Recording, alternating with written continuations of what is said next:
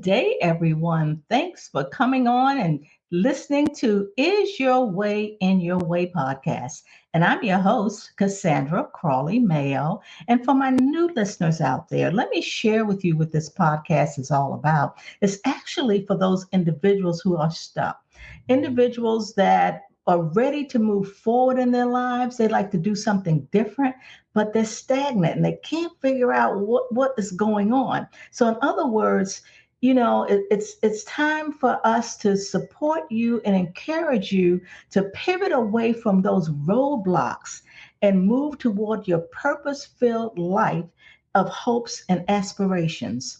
And today we have a special guest on that is going to actually talk to some of my listeners who I've heard and gotten emails from that they've kind of gotten out of their way a little bit. They started their business. They've been promoted. There's a couple of individuals who are now general managers to an organization. Some are DMs to district managers to an organization.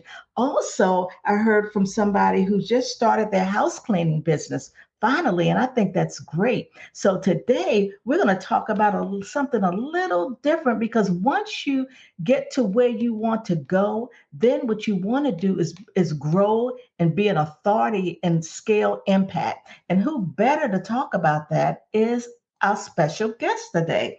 And her name is Beate Chelette. And I'd like to welcome you to Is Your Way in Your Way. It's a pleasure to have you. Thank you so much for having me, Cassandra. I'm excited to be here. Yeah. Before we get started, but let me repeat today again what the title of this podcast is, because we talk about topics for what I would say for business and personal growth. And this also will enable you to do a little self-reflection as well. So our title today is The Roadmap to Grow Authority and Scale Impact. And what I'd like to do is I'm going to share a bit about Beate, just so you get to know her a tiny bit until we delve into the interview. Beate Chelette is the growth architect and founder of the Women's Code, crafts strategies and blueprints for visionary leaders to maximize profit and scale impact. She's a first generation immigrant who turned her passion for photography into a global business. She overcame 135,000 in debt as a single parent. And she recognized as one of the 100 top global thought leaders in 2021. She's also one of 50 must follow women entrepreneurs by Huffington Post. She's the author of an award-winning Happy Woman, Happy World: How to Go from Overwhelmed to Awesome. Beate's expertise empowers clients like Amazon, Chevron, and Johnson & Johnson to become industry authorities and grow their influence. Wow, that's a lot. It always sounds like a lot when somebody goes through all the accolades and the decades of being in business. So don't be intimidated, everyone. This might mean that I'm way older than you think I am. Well, we're going to find out, huh? Well, my first question to you, and a lot of my listeners like to know, like, what was your backstory until you had this passion for photography?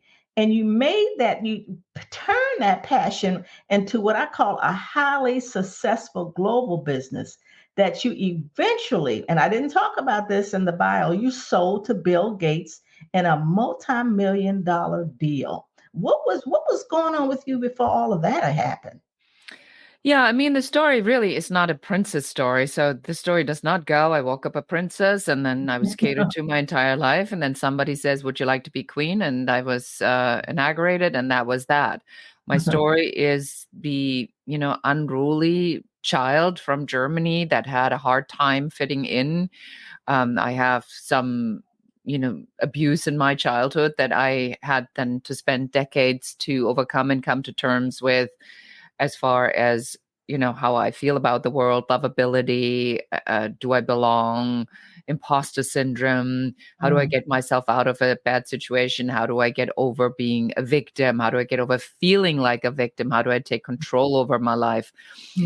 And when I left Germany in my early 20s. I had become a photographer. I was a photography editor at Elle magazine in Germany. I had a good career very quickly in Germany in the photography world, but realized that when you have a position such as a photo editor at Elle magazine, people will do all kinds of things for you just because of the position you're holding, not necessarily because of the person that you are. Yes.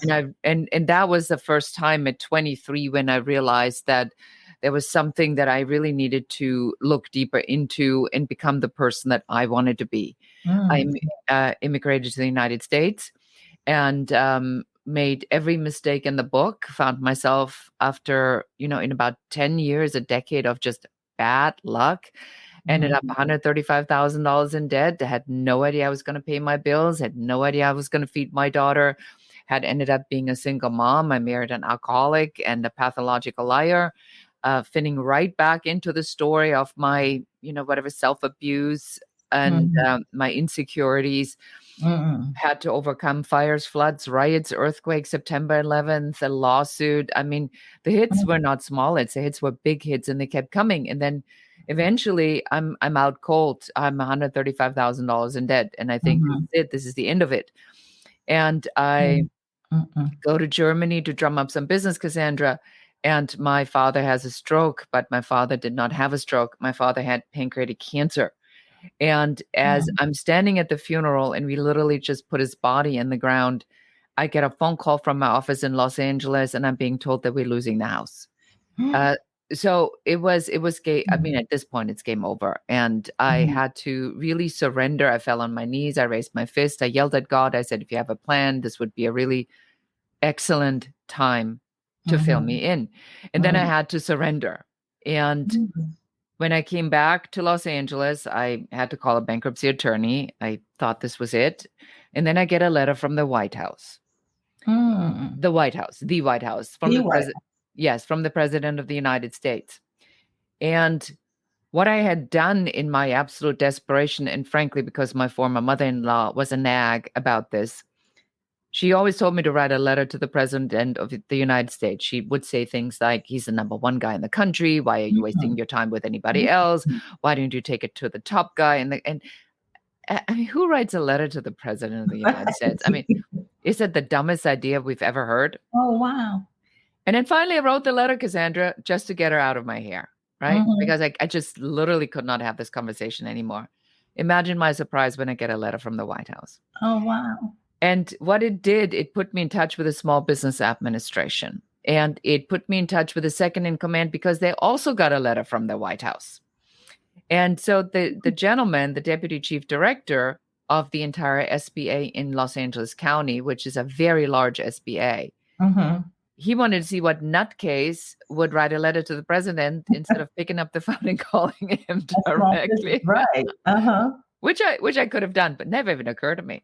Right. And what happened is then they found me a bank that was able to restructure my debt into a 10-year fixed loan backed by the Small Business Administration. Wow. Freed up my line of credit. 3 months later, I'm break even. 18 months later, I'm the world leader in my category in a Bill Gates company and comes and says, can you tell us how you do it? And I said, of course not. You want it, you buy it. And they said, how much do you want? I said, I want a couple millions. And they said, okay.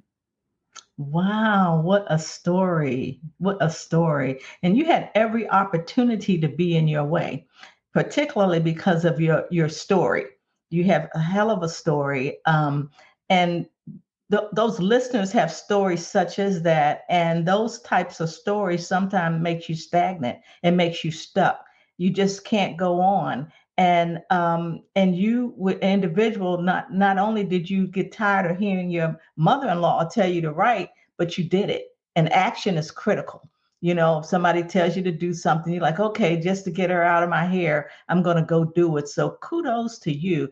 I am curious, who was the president during that time? George W. Bush. Okay, he was as his administration. Wow, that's great. That's a great story. The other question I want to hear, what you talked about the women's code. What is the woman's code?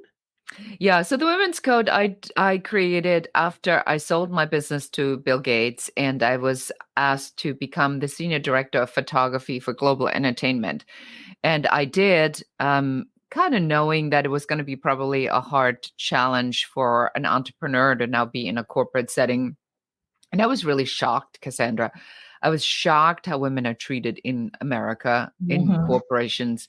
I was Mm-hmm. shocked at the absolute just lunatic advice you get.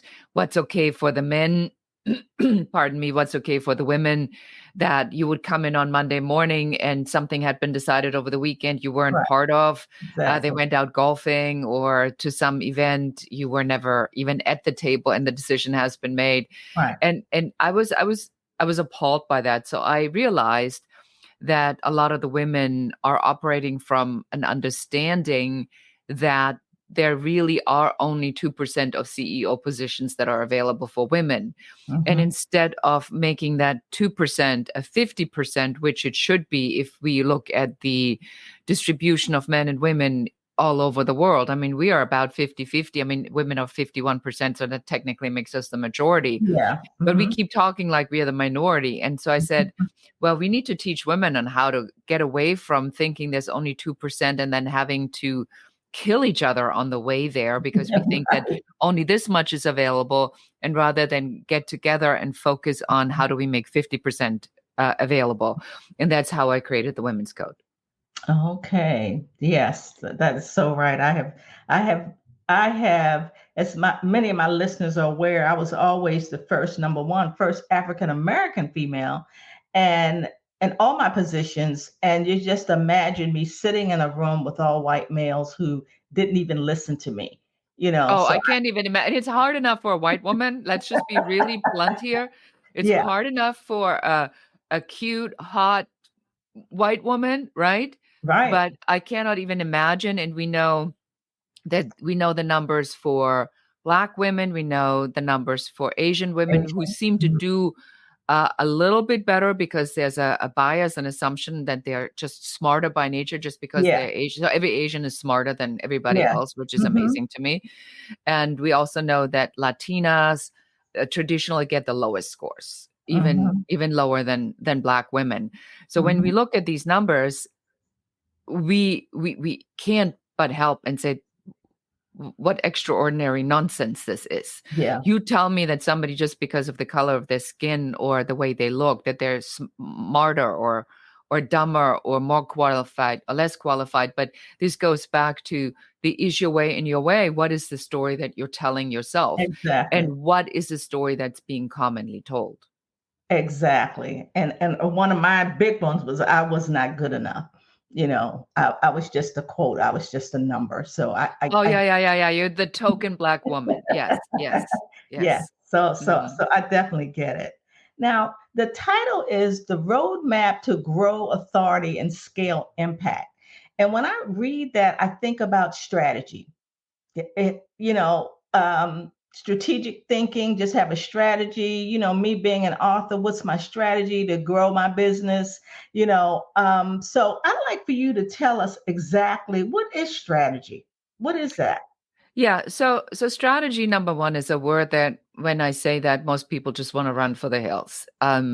Peop A lot of times we kind of know we need it, and we know we need to be focused, and we know we need to have clarity, and we know we need to have a strategy to get somewhere. But as you said, there's a lot of questions. What even is it? So the way I look at strategy is very simple. You have to have an idea where you're going. That's the first question I ask everybody. What do you Mhm. want? And I'm sure, Cassandra, you do the same thing when Yeah, somebody works with you and yeah, hires you as a coach. right. It's like, what is it that you want? And that's where we already get the first set of complete blank stares.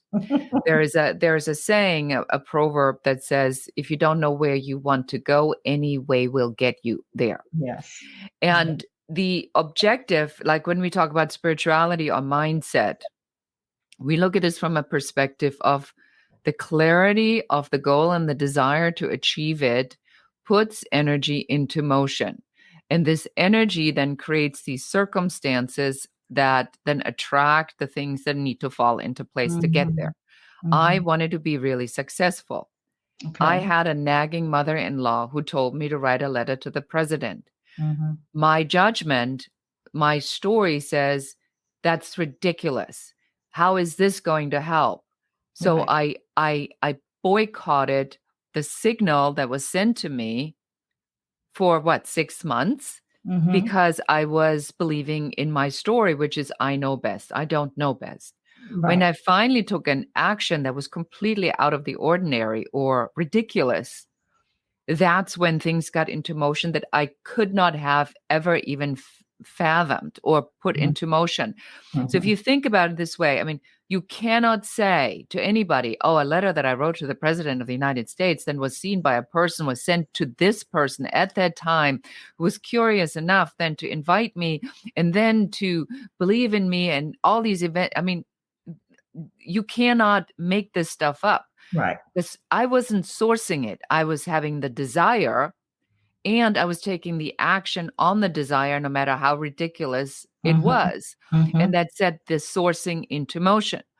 So when we look at how do we create a strategy, the strategy is that you first have to have this desire, this clarity of what do I want, right? So you can't say something like, I want to be very successful.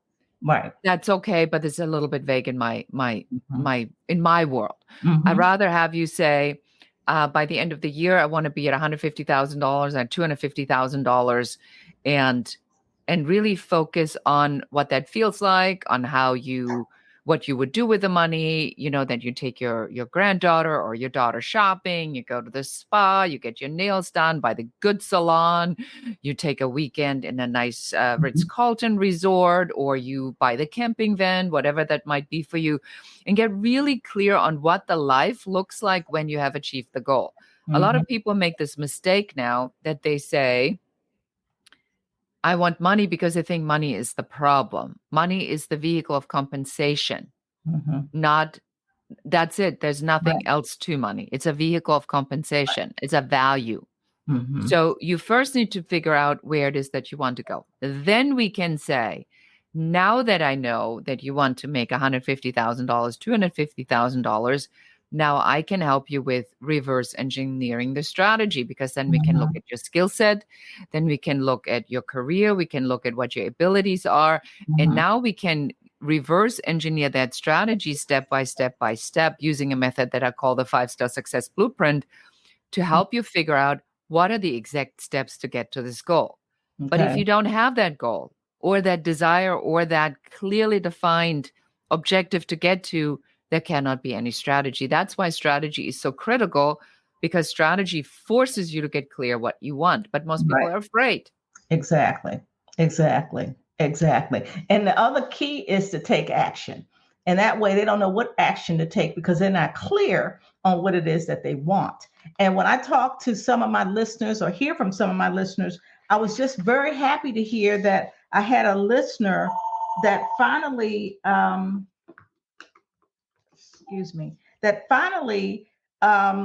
opened up a planning event organization. And what they wanted to do, event planner, and what they wanted to do was be the largest in the area. And so by saying that, after you find out that that's their goal, what you have those 5 essential. So what would be those 5 essentials for that individual that's in that type of that industry, the planning event industry? Yeah, so there's 2 things we're talking about. So one tool I use is the 5-star success blueprint, and the other one are the 3 essential framework elements. Okay. To create success. And so if we talk about the 3 essential framework elements first, so that is number 1. We already talked about it. That's the strategy. You got to have the strategy. Number 2 is growth. That is the clarity on how do I grow it? What are my methods? What are the actions that I need to take to grow it? And the third one we also just talked about is the mindset. Because with these 3 pieces aligned, you know where you're going, you are committed to taking the actions that it takes to grow, and you're in the mindset to consistently take these actions and keep that in front of your mindset. And kudos to your listener who opened her event planning business, because everything always starts with an idea Right. first. Exactly. Everything. You Exactly. have to have the idea, and then you can take the action and build the business. Okay. Now, what about an individual that's solo, that's not really in an industry? And I use myself for an example. I'm an author. So, being an author, and I have a lot of clients that want to be authors. They want to, everybody likes to write a book, which is fine. How could that author grow their authority and impact their business as they're solo at the moment? Well, there's a couple of things. So number one, were I now to talk to you or consult or coach you, I would immediately ask you, and we can do this so that we can make it real for your audience.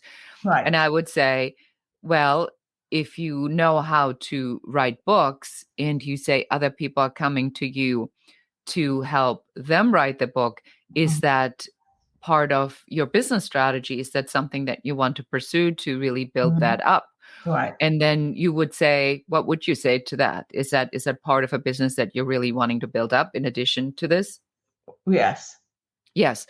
So then I would say, well, so then the strategy is that you are a podcast host to get your message out. Mhm. So then we need to have clarity that the podcast is clearly aligned with the method of helping other people to identify that story, Right. to get the story out of them, to overcome the story and have a successful end result. Right. Because if we say you are specialized on authors that want to get their story out, but also change the outcome of the story to a more Mhm. successful story. So it's a transformational um, as a transformational author coach, let's just make this Okay. up here, right? And I don't know if Uh-huh. it's true or not, but I'm Mhm. just making it up for Mhm. the sake that the audience knows on how this works.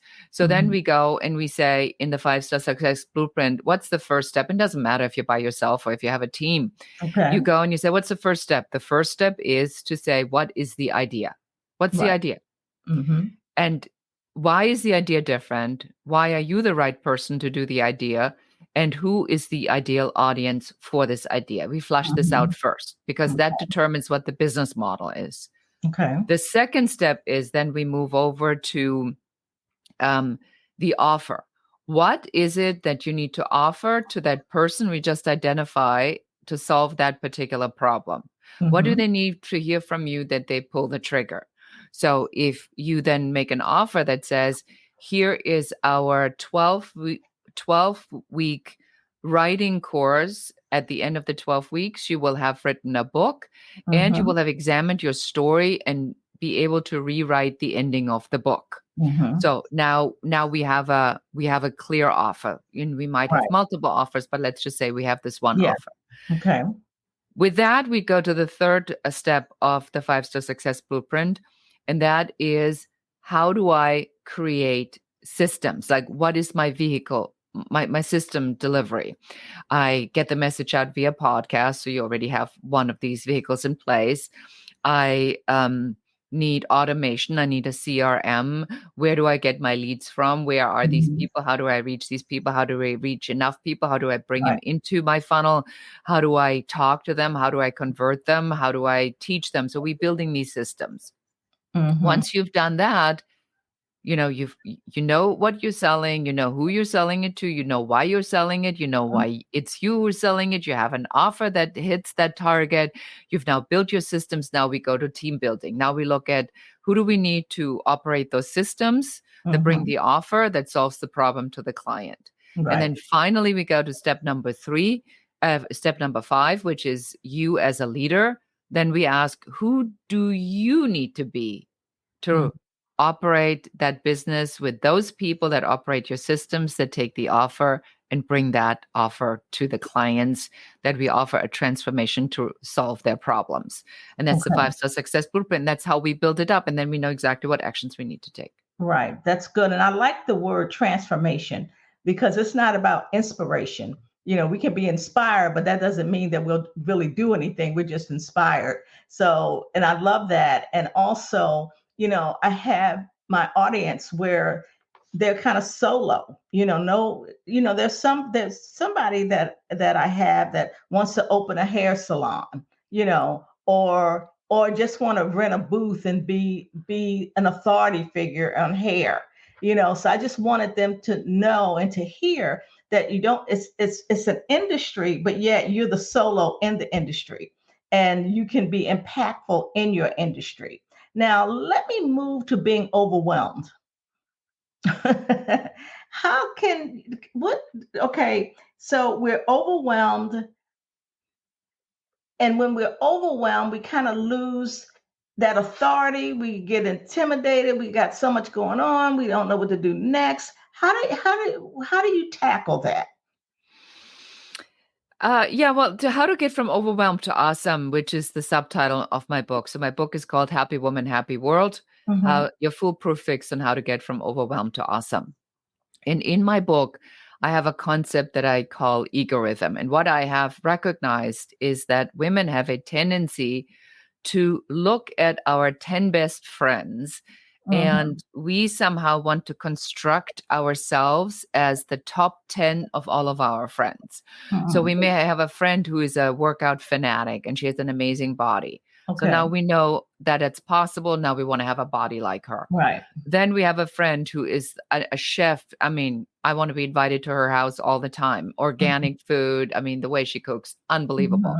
So now that I see that it's possible, now I also want to be as good of a chef as she is, because I know it's possible. Now I go to my next friend, and she is the best mother, and her kids love her, and they hang out, and she's so amazing. Now I'm going like, well, I see it's possible, so now I need to be a mother like her. And so now I'm piling up the best of everybody I know, and that becomes the expectation of myself. So this is where the buzzer goes off and makes that sound where you just literally missed the mark, because your friend who is that great organic chef is really not very clean. When you go to her house, it's a little bit messy. There's dust bunnies in the corner, but the food's great. Yeah. Your friend that's the workout maven, well, she has to put a lot of time and energy into her workout. So sometimes you suspect she may be a little bit narcissistic, and the husband has to put in a lot of work for the kids because she's always at the gym. Exactly. But she does have the great body. So we forget the other part because we think that we somehow can have all these different items and then become this superhuman person that has all these things, and it's enough to keep you overwhelmed in a perpetual state. So in the book, which I really recommend all of your listeners to get, I talk about how do you combat that. And I have a concept called egoism, where I teach you exactly on what the different rhythms are, how to figure out which rhythm you are in. And then if you don't like the rhythm you are in, let's say you are in a tragedy or in a transformational or in a spiritual rhythm, but you want to be in a career rhythm, what you can do to really initiate that transformation again, on how to get from where you are right now to really take control over where you want to go. Exactly. I love that. I love that because I have a chapter in my book about comparison. And when you said that, that's kind of what we do. We compare ourselves to this person, that person. And I loved it when you said your friends. They're individuals that they stay online with social media so much, they compare themselves to them. And then, as you indicated, they're just all over the place. I want to be like them. Well, let me try this. Well, let me get my hair like this. Well, maybe I can get a man that looks like this. They're just all over the board. So I love that, because if people think about why they get overwhelmed, they're obviously not focused on what it is at hand that they need to accomplish. So I love the way you said that, and I definitely have to get your book. So you call it the overwhelm in your book, and I'm calling it comparison. So I love your perspective on that. That was great. Thank you. Also, I want to know how success resides at the intersection of strategy and spirituality. Yeah, that's a topic that I increasingly am more and more and more interested in. I have found, as somebody who's made millions, that we always think that money is the answer to all of our problems. Now, let me be very clear. Money solves a lot of problems. Yeah. but it doesn't solve all of your problems. Mhm. You are still the same person, and your value system, whatever that is the same. Hopefully, that like it to me, it's a vehicle, and it made sure that I could buy a house. It made sure that I could put my daughter through college. It makes sure that I can support causes and things that are important to me, Yeah. but it certainly isn't the answer to everything. Right. When I look at people who are very successful, and I speak to a lot of very successful people, Mm-hmm. the laws of spirituality and the laws of science and physics are all the same. The deeper you go into the subject, the more you see that if we believe and trust that what's happening in nature, the Mm-hmm. more we are aligned. I'm going to give you an example for your audience. Now, imagine you're going for a walk and there's a beautiful oak tree, but the oak tree is unlike any other oak tree. The oak tree says, who needs all this stress with all the leaves? You know what? Let's do this. I'm only going to do 100 leaves. Mm-hmm. We're going to see how it goes. If the squirrels come, the kids are playing, people are admiring my 100 leaves, I have proof of concept, then I'm going to do a slow rollout over the next couple of months because otherwise it's too stressful for me. Mm-hmm. Or you see the squirrel and the squirrel goes like, winter, Yeah. nonsense. I don't believe it. Prove it to me that there's going to be winter. I'm not going to take care of any food. When it gets cold, I'll deal with it. Yeah. Says no tree and says no squirrel ever. What happens in nature is that there is a cadence, a rhythm in which things are happening. And it's not that the tree then in the fall goes, oh my God, look at me. I lost all my trees. What are people supposed to think? I'm fully naked here. I'm completely exposed. Everybody can see this. What are people, I'm a complete failure. This happens to me every single year. I lose my leaves. I don't know what the heck is wrong with me. Why can't I not be a good tree, like the evergreen tree? And I mean, this just doesn't happen. So why do we believe that our concepts of what it is supposed to be is supposed to work when there's laws that rule it differently somewhere else? Mm-hmm. So we make stuff up and then we call it a law, but it is a law that doesn't exist and therefore it cannot work. So I found that the deeper we are going into spirituality and understanding how these laws work, the law of reciprocity, the law of attraction, which really is a lower law, but it is about an energetic vibration of how to attract things. The deeper we go into that, the more successful people typically are. Most of the people that I know have a spiritual practice. They meditate, they do yoga, they practice what I call clean thinking, and they don't believe everything they think. And they don't give it any meaning. And the more you understand that it all starts with your mind and what you believe in and what you think in and what you say and what you watch and what you do. If you are running around all day long and tell me it's so difficult and you're so stressed out and life is so hard, you are creating this for yourself. You may not desire that. You may desire the opposite, but because you speak of it, you create it. So this is the part about spirituality that is the game changer, if you so want to, when you feel the vibration of something that makes you feel really good and you take that thought and you expand it further and further and further and further. And then you have the strategy attached to it to say, I know what I want. I got my mindset clear. I know where I'm going. Now I'm taking the actions. Now I have the strategy that I follow.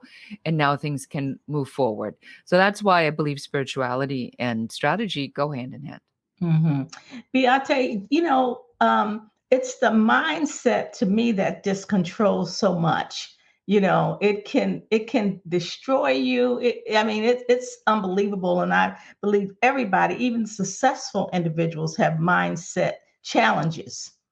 And by saying that, even my audience that are in their way, that's what it's all about. They're in their way. They need to get out of their way in order to do what it is that they've been wanting to do for so long. They're individuals that have gotten, well, first of all, that they have this idea they want to do this, but they're stuck at it.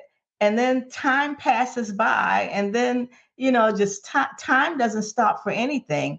And as you indicated earlier, if you take action on it. So my question is, and plus what you have been through in your life, I'm certain you had mindset challenges as well. What are some of the tools or resources that you've used to change that mindset to be the individual that you are? And as you indicated, I'm not a perfect person. Nobody's perfect.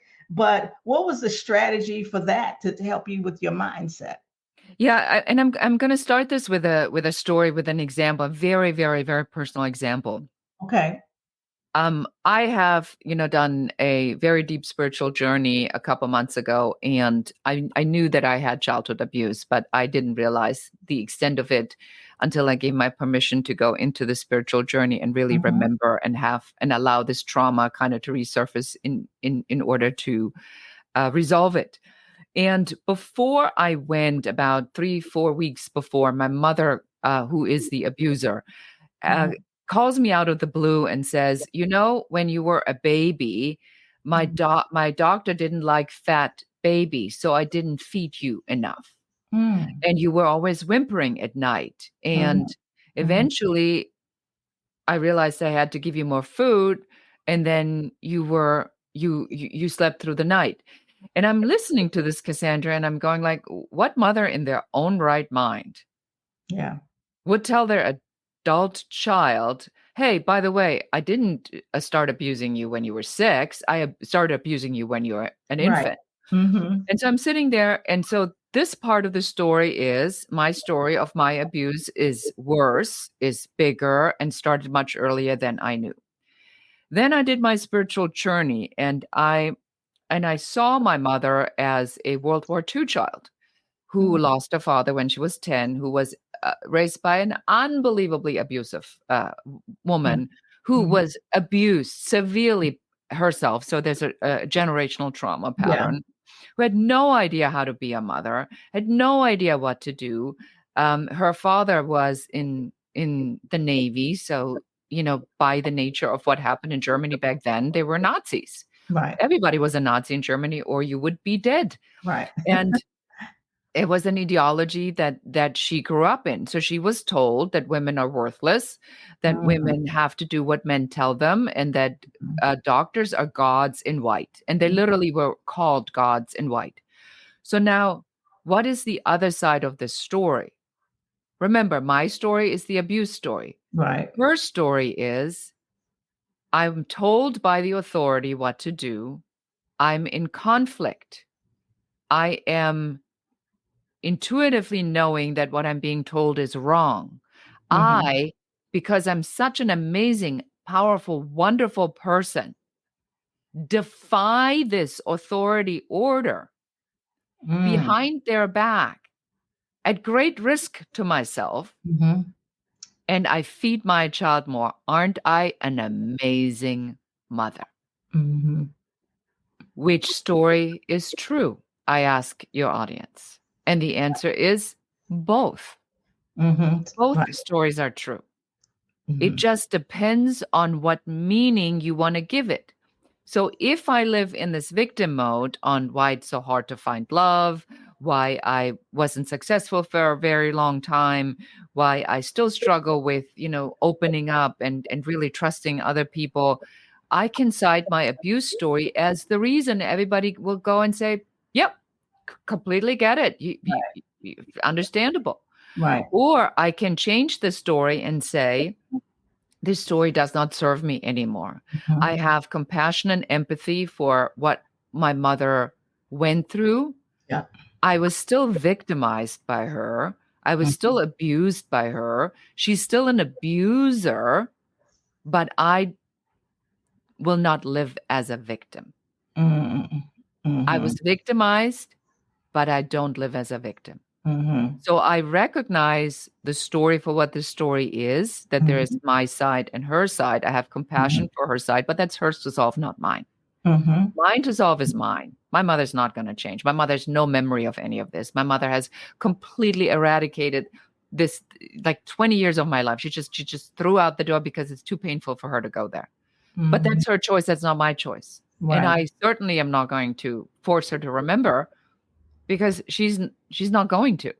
But Right. what I am doing is I'm telling the story for myself. And if you talk about how to get out of your own way, that's how you get out of your own way. You Mhm. look at the story and you say, what here is really true? What's Right. true? What's the truth in this? Right. And what meaning does this have to me? Because if I give up the victim and the unloved child and the abused child, then I would have to give up a story that I believed for 30 years of my life. Right. Mm-hmm. And then what would that mean? That would mean I have to take responsibility for every action I took, because then it's not the result of the abuse, then it's a result of a decision that I made. I made the decision because I didn't know any better. But Right. now, at what point are you going to let that go? Right. Right. And to me, that sounds like it was a practice. Like you have to continue to change the narrative if the narrative is going to work for you. Clean Because thinking, clean thinking, clean thinking. Is right. it true? Constantly asking yourself, what do I believe? What meaning do I give this? Is it true? Is it true? Is there another side of the story? If there was another side, what would that other side be? You constantly have to give yourself Right. permission to just go in and challenge yourself. And then at some point, you got to let it go. That's right. That's right. Oh my goodness. That was a great story. Um, I love it when you say that your superpower is turning everything into executable. So explain that. People have a tendency when it comes to strategy or Mhm. business or these types of stories to make it very complicated. And that Yeah. has a lot to do with a lot of the internet marketing nonsense that's out there, where you're being sold on the one thing that makes everything fall in place. And what people don't realize, that the whole internet marketing industry and everything that's out there is set up to have you to create a desire and then to fill that demand in a positioning for this one particular product. I'll give you an Mhm. example. So somebody says, if you would only speak in front of live audiences, then you would be in front of enough clients, and then you'd have so many clients that you'll be fine. Mm. Only once you've taken that course and now you know how to speak, the next affiliate offer comes in and says, yeah, but how do you get the leads to convert Right. into your list? And Yeah. so now there's an offer on how to create a product to convert Mhm. them onto your list. Then another person comes and says, hey, um, well, you need an actual real funnel, because you need to segment these people that are coming in. You need to ask them all kinds of questions. So now you're buying another product. And somebody Mhm. says, yeah, but you still don't have any leads. How are you going to get the leads in? Mhm. You need a lead generation tool, and you need to run ads, and you need to do SEO and digital marketing. And then Mhm. you've done that. And then somebody says, yeah, but you really need to sell on a lower level an online course. And do you have a value letter? And Mhm. next thing you know, it's 3 years later, $100,000 later, and you still don't have a Still no. business Yes. because you don't have a model. And so when I come in and I help people to say, what is it that you do? Mhm. What's the business model that works for you? What do Mhm. you want? How do we reverse engineer this into an actual business model? I have a client who's going through a program of mine right now. I have a program called Turn Your Talent into a Business. Okay. And he is in the program, and he likes to go on trips. That's like, that fills his soul, and he always feels bad about it. I said, well, we need to make this part of your business model, Mhm. because we don't have judgment of, Right. if you crush it for 2 months, take a week off. But Mhm. then don't make it like feeling bad about it, then make it Right. deliberate. And then look at it from a perspective of balance and say, I keep my work-life balance evaluated every 3 months, Mm. not every day, not every week, but I'm Mhm. okay with putting in 8 weeks of hard work, and then I'm playing a week. And then Right. I put in 8 weeks of hard work, and then I play for a week. Right. If you do it that way, we can build the business model any way you want. There is no one way that's better than another way. Right. It's your way. And that's what I help people with, is really architecting growth, which is why I'm a growth architect. And I Mm-hmm. do that specifically in the program, Turn Your Talent into a Business, where I help people to figure out, what is it that you do? How does this business model look like? And we do this about twice a year for 12 weeks. So it's a done with you program. So if anybody's interested in, they should definitely reach out and Yeah. Yeah. and check this out. But that's the fastest way to the cash, is figure out what you're good at, what this looks like, what model works for you, and then we built it. Right. Right. I love that. I like that. Yeah. I'd like to know who inspires you. Uh, I'm inspired by many, many things. I'm inspired by smart people. I'm Mhm. inspired by crazy ideas, colorful personalities. Mhm. I I'm a bit of an information junkie, so Mhm.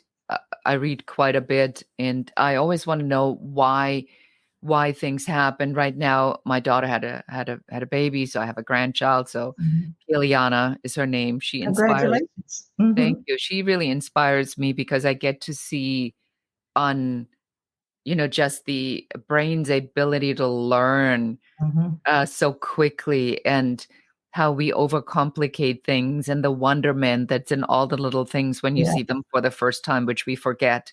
Yeah. That really inspires me.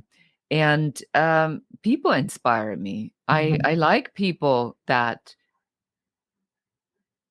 really step out of the constraints of themselves Hmm. and say, I'm going to try something. That really inspires me. I love when the lights go on. I like when people become more successful than I am. I love it when somebody, sends me a message. I just got a message 2 days ago from a client of mine, and she was at an event, and I had, before she went, I had given her one of my quotes, that in my own quote, and I said, "Don't ever ask for a seat at the table you're already sitting at." Yeah. Hmm. And she threw that back at me, and she says, "Oh my God, I lived off this line for the last 2 days, because I'm Wow. finally at this level, and I had to constantly remind myself I don't need to ask for a seat at the table because I'm already sitting here." Wow. That's great. That's great. Um, my last question for you is, I'd like for you to, and you've definitely given a lot of nuggets, but one thing, like advice to my listeners who have gotten out of their way, um, know they are vulnerable to getting back in their way.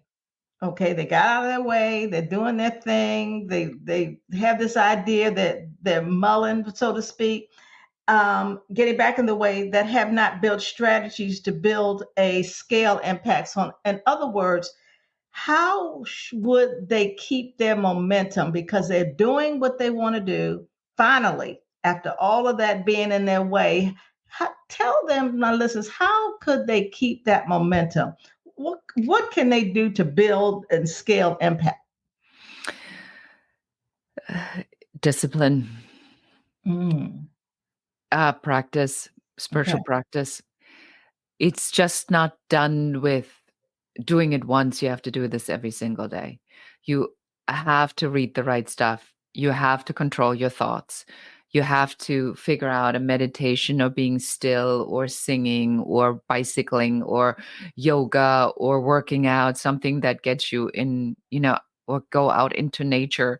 I have found that the best practice, that's why we talk about strategy and spirituality, is that it's not a one and done thing. This is a lifestyle. Mhm. And this lifestyle has to be done every single day to some extent. And I listen to podcasts excessively.